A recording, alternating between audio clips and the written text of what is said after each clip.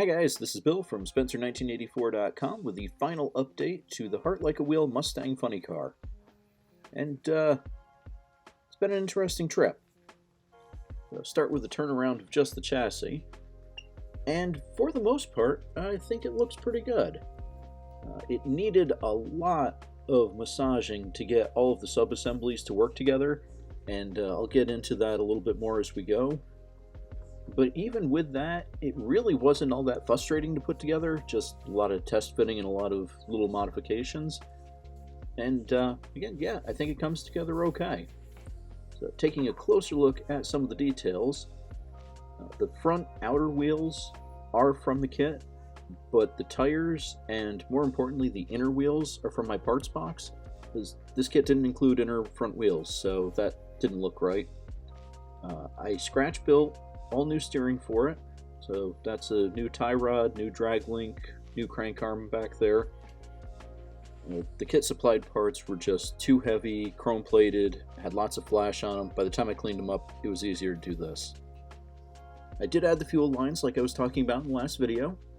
The lines themselves are fishing line painted silver, and all of the fittings are craft beads that I hit with the blue or red Sharpie marker to give them that anodized metal look.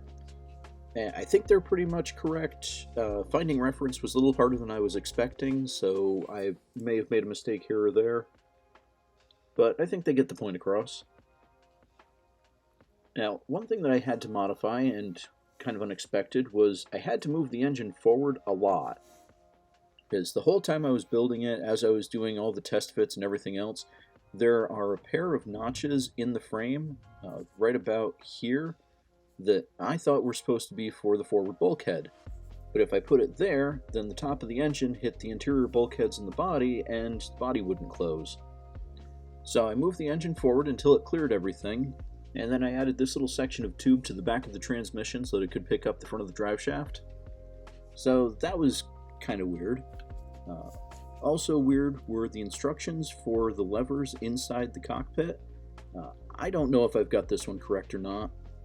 I looked around, it seemed like everybody put it in slightly different. I tried to get it as close as I could based on the reference photos I could find, but yeah.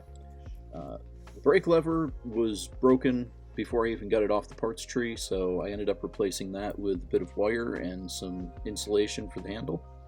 I do like the way the gauges turned out though, no complaints there.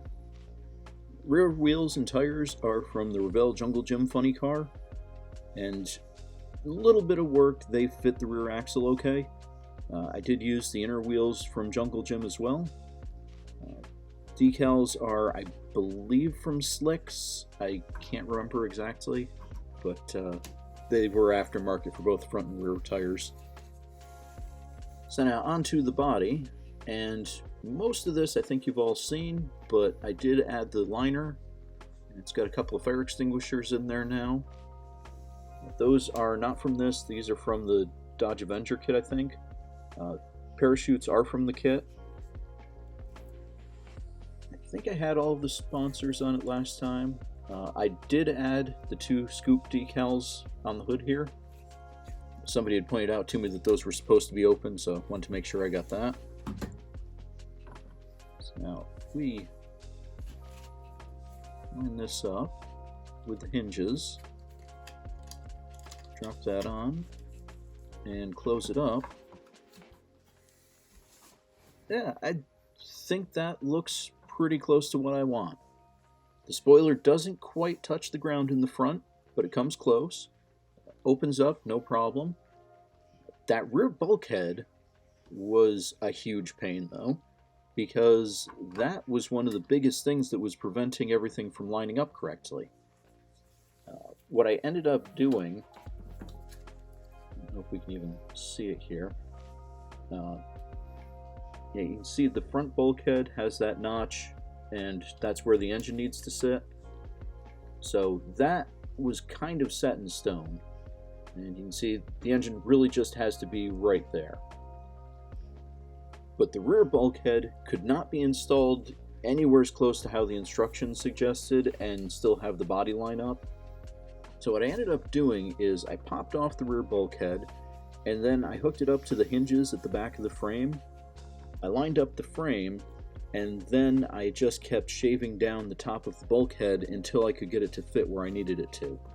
And I think in the end it ended up taking about a 1/4 inch off the top of it. So that was about an afternoon's worth of work, and really shouldn't have been the case, but in the end I think it looks okay, so we'll call it a win.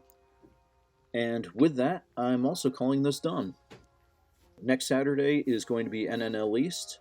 I'm going to be there with the open wheel racer that I just wrapped up.